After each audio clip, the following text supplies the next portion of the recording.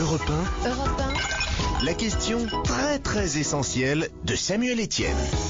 Et si on se mettait tous au vélo? La voilà, ma question très essentielle de ce soir. La voiture pollue, la moto et le scooter, c'est dangereux. L'autonomie de la voiture électrique est encore ridicule. C'est la crise, il faut faire des économies et puis faire un peu de sport ne nous fera pas de mal pour la santé. Alors je vous pose la question, ensemble, ce soir, si on décidait tous de se mettre au vélo. Pour répondre à cette question très essentielle, j'ai invité ce soir Dominique Lebrun, le coordinateur interministériel pour le développement de l'usage du vélo, si vous voulez pour simplifier le monsieur vélo du gouvernement.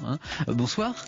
Donc au cœur de notre débat, Pierre Chasseret, lui son truc c'est plutôt la voiture. Pierre Chasseret, bonsoir. Bonsoir. Qui est le délégué général d'une association baptisée 40 millions d'automobilistes. Alors vous allez me dire pourquoi avoir invité un lobby pro-automobile pour un débat sur le vélo? Bien parce que la route, c'est avec la voiture, bien sûr que les cyclistes la partagent. Il faut bien que les deux modes de déplacement arrivent à s'entendre. Et puis parce que le vélo n'est pas qu'un mode de transport, mais aussi un sport susceptible de faire du bien à notre santé, j'ai invité le docteur Jean-Jacques Menuet, médecin du sport installé dans la très belle ville de Saint-Malo. Bonsoir. Et vous venez spécialement pour nous d'ailleurs de Saint-Malo. Tout à fait, je ne suis pas venu à vélo, donc quand même. C'est le breton de l'étape ce soir, dans le club de l'été. Partons peut-être sur un constat. Où est-ce qu'on en est aujourd'hui en France de l'utilisation du vélo comme mode de transport, avant de voir s'il faut le favoriser, le développer? Dominique Lebrun, quels sont les chiffres aujourd'hui en France? Je crois que c'est pas fameux, hein? Non, aujourd'hui, on en est grosso modo en part modale, ce qu'on appelle la proportion par rapport aux autres modes de transport, autour de 2,7 à 3%. Mais on revient déjà de loin. C'est-à-dire qu'il y a une dizaine ou une quinzaine d'années, on était à moitié moins. En 10 ans, dans la plupart des grandes régions urbaines, on a doublé la pratique du vélo. Par rapport à nos voisins étrangers ou pas voisins d'ailleurs, est-ce qu'il y a des pays où cette part nodale, comme vous dites, est beaucoup plus importante? Bien sûr, il y a les pays nordiques et on pense en particulier aux Pays-Bas, à Amsterdam où on est autour de 25% de part modale, au Danemark également, à Copenhague. Ouais. Et puis en France, on a quand même des villes qui ont réalisé des scores tout à fait intéressants. Il y a Strasbourg qui en centre-ville est autour de 15%. Oui. Il y a Bordeaux qui progresse considérablement. Il y a Paris. Qui au cours des dernières années a progressé, en particulier avec l'effet Vélib. Ça veut dire qu'à Paris, on sera au-delà des 2% que vous évoquiez? Oui, bien sûr. Aujourd'hui, on est bien au-delà. Oui. Et puis, vous avez les villes comme Nantes. Enfin, les grandes agglos aujourd'hui, Lyon, j'en oublie forcément, Toulouse. Ils vont me reprocher ceux que je ne pense pas, mais partout ça progresse parce qu'il y a une volonté politique de faire progresser les choses. Et on va en parler, donc ça commence à progresser et on va voir s'il faut continuer à faire des efforts. Comment pouvoir l'utilisation du vélo en France? Alors tout le monde autour de cette table n'est pas forcément d'accord, je vous demanderai ce que vous en pensez, Pierre Chasseret, tout à l'heure. D'abord, on va se pencher juste un instant sur les bienfaits pour la santé du vélo. Docteur Menuet, en quoi ce mode de déplacement peut-il s'avérer bénéfique pour notre santé? C'est sûr qu'en tant que médecin, moi j'encourage mes patients à faire du vélo pour plusieurs raisons. D'abord, c'est un sport qui est porté, c'est-à-dire que le poids est porté, à la différence de la course à pied. Il n'y a pas d'impact, donc moins de traumatisme sur les chevilles, les genoux, le bassin, le dos. C'est un sport qui permet presque gratuitement de brûler des calories, 100 à 200, 300 kilocalories par heure. On va taper un petit peu dans les réserves de graisse. Les gens en surpoids, pourquoi pas faire un petit peu de vélo? Les gens qui ont du cholestérol, des triglycérides, un petit peu de diabète, ils vont taper aussi un petit peu dans ces réserves nocives pour l'organisme. C'est un vrai médicament, j'ai l'impression. C'est tout à fait un médicament. C'est un sport d'endurance et on sait que la meilleure prévention des maladies cardiovasculaires, c'est l'activité d'endurance. Si on veut vivre plus longtemps, on peut faire du vélo. On sait que 6 heures de vélo par jour, tranquillement, permettent de rallonger l'espérance de vie. 6 heures de vélo par jour? Non, par semaine. Ah oui, parce qu'il faut avoir le temps de les faire. J'attendais votre réaction pour voir si vous suivez. Voilà, il faut se lever très tôt. Et puis 6 heures par semaine. Vous en avez bien compris. J'entends souvent cette question, juste pour rester sur la santé, que faire du vélo en ville, notamment dans une ville très polluée comme Paris, ça pourrait être mauvais pour la santé. Qu'est-ce que vous en pensez? C'est vrai que c'est un débat. En tant que médecin, déjà, j'ai lu des statistiques qui montrent et des études qui montrent quand même que l'automobiliste à hauteur de la chaussée, dans un tunnel, dans les embouteillages, il va respirer plein de particules inhalées. Le cycliste est un petit peu plus haut, situé plus haut parce que par rapport au pot d'échappement, il va respirer beaucoup moins. Il n'est pas obligé de prendre les tunnels, il n'est pas obligé de circuler dans les embouteillages, il peut prendre des dérivations tranquillement. Et on n'a pas d'études aujourd'hui qui nous font craindre un risque de pollution pour notre cycliste. Donc pas de contre-indication formelle au vélo dans une ville même absolument. On a polluée. tendance à dire ce qui est dangereux, c'est de ne pas faire de vélo. Voilà, tout à fait. Pierre Chasseret, est-ce que vous faites du vélo d'abord? Oui, j'en ai surtout fait beaucoup avant. Donc, mais attention, il faut pas quand même mettre, quand on parle de 40 millions d'automobilistes dans notre association. L'association, dans les automobilistes, un automobiliste, c'est juste un piéton qui n'est pas encore garé, hein, tout simplement. La réalité, c'est dans les automobilistes, vous avez beaucoup de cyclistes. Et on est tous automobilistes. Vous voulez pas opposer, en fait, les automobilistes aux cyclistes, par exemple? J'ai horreur de la stigmatisation lorsqu'on oppose les usagers les uns aux autres. Lorsqu'il s'agit de parler de la promotion du vélo, je trouve ça super intéressant. On revient du Danemark, on est parti en voyage d'études, et j'ai vu quelque chose au Danemark qui est absolument phénoménal. Sur tous les réseaux secondaires, sans aucune exception quasiment, vous avez une piste cyclable en dehors de la route. Ça, c'est formidable. C'est-à-dire que si vous êtes cycliste, vous roulez en dehors de la chaussée où il y a les voitures. Donc on laisse de l'espace aux voitures et on a juste créé des aménagements. Il ne faut pas se demander pourquoi ça marche. Ça marche parce qu'on a mis le budget pour avoir un investissement, pour avoir des infrastructures de qualité pour faire du vélo. Alors Pierre Chasseret, je vous interromps, moi naïvement, en invitant un représentant d'une association comme 40 millions d'automobilistes, je m'attendais à ce que vous critiquiez notamment de telles infrastructures, par exemple, que pour le développement du vélo. En fait, pas du tout. Au contraire, ce serait super sécurisant pour les automobilistes. Ce qui est dangereux sur la route, c'est l'usager vulnérable. C'est le piéton, le cycliste. Il va beaucoup moins vite qu'une voiture. L'idée, c'est pas de faire ralentir la voiture. Le principe de la voiture, c'est quand même de dépasser les vélos. L'idée, c'est juste de permettre... Oui, j'entends bien, et je remercie M. Chasseret pour son côté très constructif et très positif. C'est sur l'histoire de la vitesse, la réduction de la vitesse que vous n'étiez pas d'accord. La réduction de la vitesse. Il y a certains endroits, et je pense en particulier au centre-ville, où vous ne pourrez pas aménager des pistes et bandes cyclables, parce qu'il n'y a pas la place. On manque de place, c'est ça? Et donc, là où on manque de place, il n'y a pas d'autre solution. Il n'y a pas d'autre solution que de réduire la vitesse des automobilistes pour un meilleur partage de la route. Et c'est d'ailleurs les mesures qui ont été prises en 2008, en 2010, avec ce qu'on a appelé les mesures code de la rue, et qu'on va poursuivre avec le plan d'action mobilité active qui vient d'être lancé en mars par M. Cuvillier, ministre en charge des Transports. C'est bien de faire en sorte qu'il y ait un meilleur partage de la rue, parce que c'est le seul moyen d'offrir une pratique cycliste et piétonne sécurisée, en particulier en centre-ville, où on ne pourra pas aménager de pistes et bandes cyclables. Ce débat, on va le poursuivre, Pierre Chasseret, parce qu'il est important. Je vais vous laisser répondre sur cette question de la vitesse et des infrastructures en ville. On fait une toute petite pause musicale juste avant de poursuivre notre débat. Mais on va rester dans la thématique, vous allez voir, c'est une ode au vélo. Vélo vol par Dick Annegarn. Et de 1, et de 2, et de 1, 2, 3, et... Vélo va, vélo vole. La voie va où vélo va, vélo vire, vélo volte. Où va la vie, vélo va. Belle voiture, beau camion, beau véhicule à locomotion, beau wagon, belle station. Europe 1. La question très essentielle de Samuel Etienne. Vélo vole, rien ne vaut le vélo, chantait à l'instant Dick Annegarn. Et vous, qu'en pensez-vous? Et si on se mettait tous au vélo pour nos déplacements, quand c'est possible bien sûr, pas quand vous habitez à 50 km de votre travail? C'est ma question très essentielle de ce soir, à laquelle nous répondons avec Dominique Lebrun, le coordinateur interministériel pour le développement de l'usage du vélo, Pierre Chasseret, le délégué général de l'association 40 millions d'automobilistes, et puis pour parler notamment de l'aspect santé du vélo, le médecin du sport Jean-Jacques Monnuet, installé à Saint-Malo, également avec nous ce soir. Reprenons le fil de notre débat, Pierre Chasseret. On se posait notamment la question de savoir, dans une ville comme Paris par exemple, où il n'y a pas d'espace, il n'y a plus d'espace, comment on fait pour créer ces espaces protégés pour les cyclistes? Non mais ça existe. Le problème qu'on a en France, c'est que très souvent, on pose des questions et on dit on peut pas faire autrement. Si on peut faire autrement, il suffit juste d'aller regarder ce que font certaines villes françaises. Il y a une ville en France qui n'est pas une petite ville, elle s'appelle Calais. Donc c'est l'une des 40 plus grandes villes de France. Elle a réaménagé l'intégralité de son centre-ville en rendant le stationnement gratuit. Tout gratuit. Pour les voitures? Ouais, tout gratuit dans toute la ville.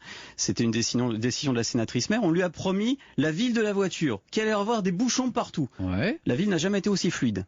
Elle a créé, dans ses aménagements de centre-ville, des bandes cyclables pour les vélos. Elle a donc fait plaisir aux cyclistes. D'ailleurs, je précise aussi que les vélos sont gratuits en plus. Comme si ça suffisait pas. Les places sont gratuites, mais en plus le vélo c'est gratuit. Ça marche. ça marche pour tout le monde. Et en plus, il n'y a pas d'accident.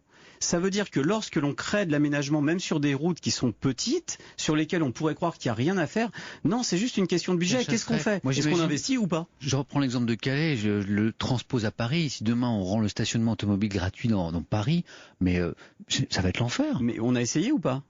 Ah bah non. Non, on n'a pas essayé. D'ailleurs, on dit souvent que le stationnement payant est fait pour réguler la rotation des places de stationnement, éviter ce qu'on appelle les véhicules ventous, c'est-à-dire ceux qui restent stationnés pendant un mois ou deux sans bouger.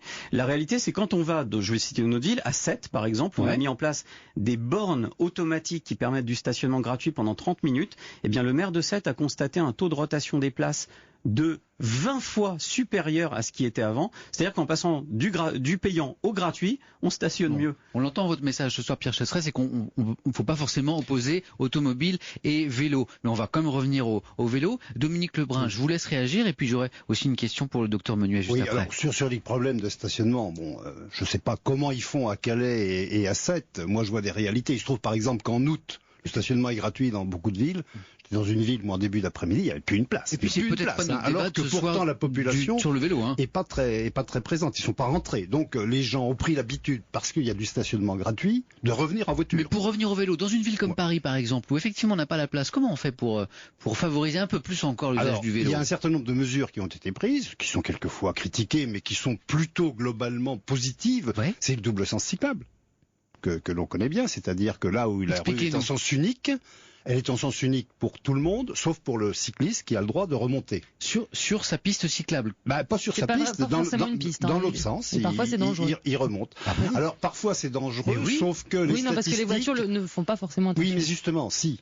Dès lors que le double sens cyclable se développe, tout le monde fait attention.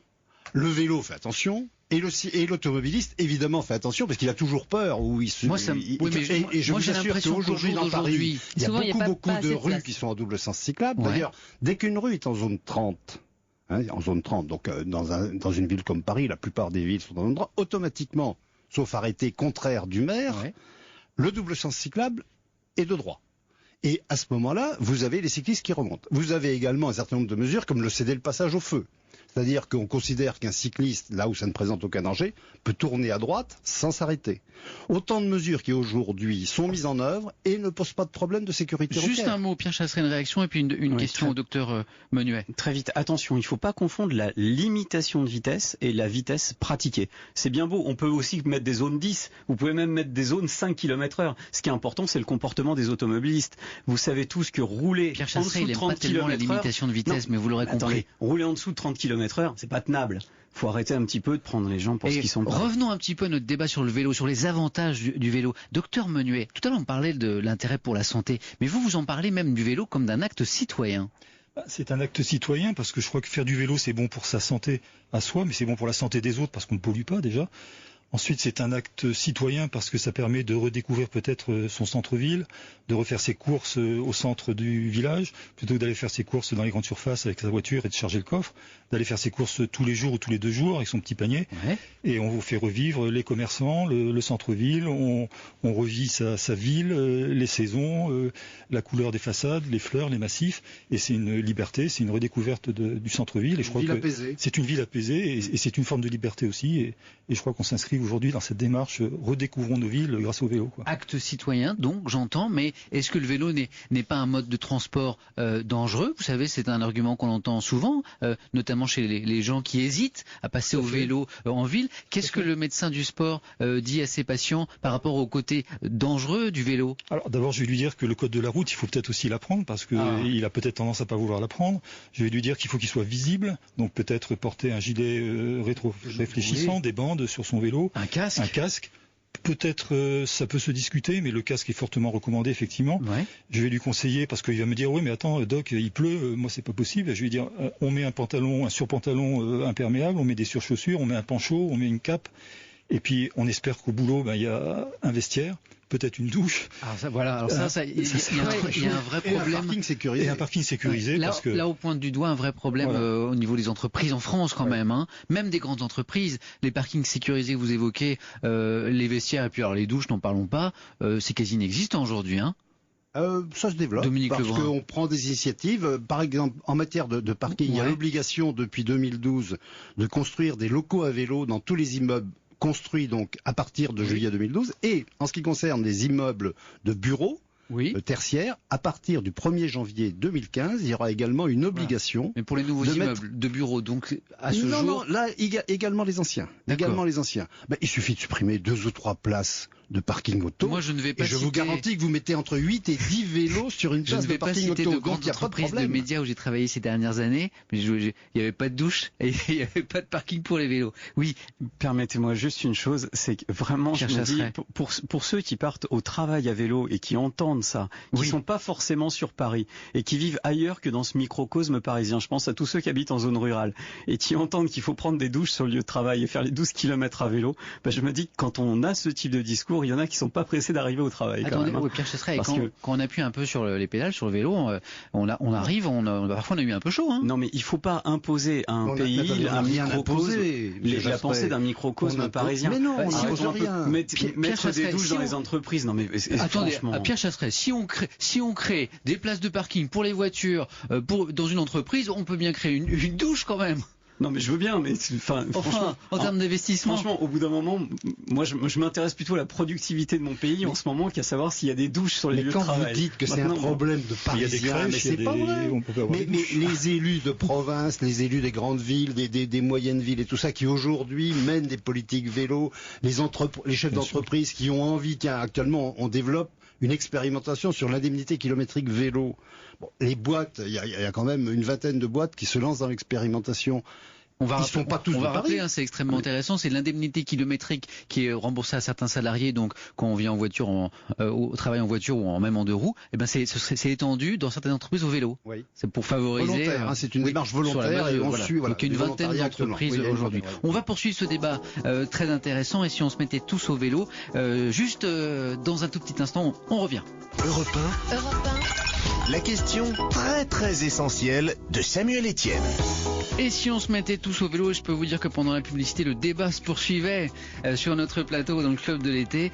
Ma question très très essentielle de ce soir est si on se mettait tous au vélo avec Dominique Lebrun, le coordinateur interministériel pour le développement de l'usage du vélo, Pierre Chasseret, le délégué général de l'association 40 millions d'automobilistes et le médecin du sport Jean-Jacques Menuet installé à Saint-Malo. On n'a pas évoqué la question du coût. Dominique Lebrun, autre avantage peut-être pour le vélo, son coût dans un pays en crise, on l'entend assez dans les journaux, avec une économie en berne, voilà un mode de transport qui permet de faire de belles économies. On fait le plein pour 0 €. Ça c'est clair. Voilà, à condition d'avoir les mollets à la hauteur. À condition d'avoir les mollets à la hauteur. Non, plus globalement, un vélo, c'est vrai, coûte relativement peu cher. Il faut quand même, si on fait du vélo tous les jours, avoir un vélo de qualité. Et un vélo de qualité, il faut quand même compter autour de 500 ou 600 €. Ouais, maintenant, on peut en trouver à 200, 300 €. Oui, mais bon, pour faire du quotidien, pour faire du domicile-travail sérieux, efficace, dans de bonnes conditions, il faut quand même y mettre un petit peu plus. Et au bout du compte, on y gagne. Et puis coût d'entretien très réduit. Coût d'entretien, pas si réduit que ça, c'est ce qui a un peu légitimé et motivé l'indemnité kilométrique. Le principe de l'indemnité kilométrique, c'est qu'on considère qu'un vélo coûte, pour quelqu'un qui en fait quotidiennement, peut coûter en entretien autour de 100 à 150 € par an. Ça, c'est pour les gens sérieux. C'est pour les gens sérieux. Docteur Menuet, ça c'est peut-être aussi l'aspect sécurité. Moi, je vous avoue que mon vélo, par exemple, il freine plus très bien, les lumières doivent plus très bien marcher. C'est pas bien ça. C'est clair qu'on va conseiller à notre cycliste d'abord d'avoir un vélo qui soit bien réglé à sa morphologie, puisqu'on peut avoir un problème de genou si on est posé trop bas sur sa selle. On va conseiller à notre cycliste de faire entretenir son vélo pour un freinage de qualité. Bon, bien sûr aussi un éclairage de qualité, mais c'est sûr qu'un vélo ça coûte un petit peu cher. Moi je pense qu'il faut acheter son vélo chez le petit marchand de sa ville, nouer une relation, dans une grande surface, nouer une relation de proximité avec lui, aller le voir de temps en temps pour le réviser, voir si on est bien posé sur son vélo. C'est le développement d'emplois nouveaux, de proximité. Il y a vraiment un potentiel économique fort autour du vélo. Une question qui va faire plaisir à Pierre Chasseret. L'arrivée des véhicules électriques, des voitures, des scooters électriques, c'est que le début, mais ça commence. Est-ce que ça vient pas affaiblir l'un des principaux arguments en faveur du vélo, la lutte contre la pollution, Dominique Lebrun?